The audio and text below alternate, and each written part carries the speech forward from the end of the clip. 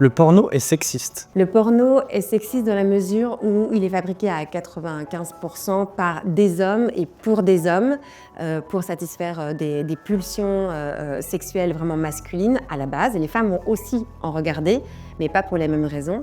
Là où c'est sexiste, c'est que ça va reproduire des schémas ou des fantasmes qui sont en général très avilissants pour les femmes, vis-à-vis des femmes. Et donc oui, ça pose vraiment un problème dans ces stéréotypes-là qui sont représentés. La pilule a émancipé les femmes. Faux.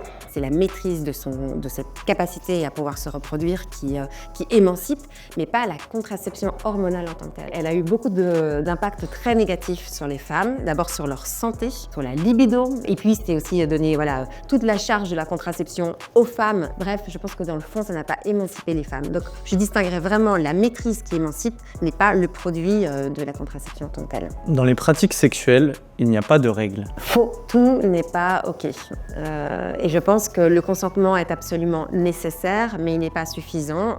On ne peut pas dire que je suis d'accord pour que tu sois ultra violent avec moi. Non, la violence ne se justifie jamais. Vous voyez, donc il faut faire attention, il y a des limites aussi et qu'il faut se fixer pour toujours respecter la dignité de la personne humaine. L'amour est devenu un produit de consommation. Oui, je pense que l'amour est devenu un produit de consommation. Les grandes entreprises ont très bien compris. Je pense particulièrement aux applications de rencontres qui n'ont plus comme objectif de nous permettre de trouver l'amour, mais font du business en facilitant les relations sexuelles ou les connexions, même parfois affectives.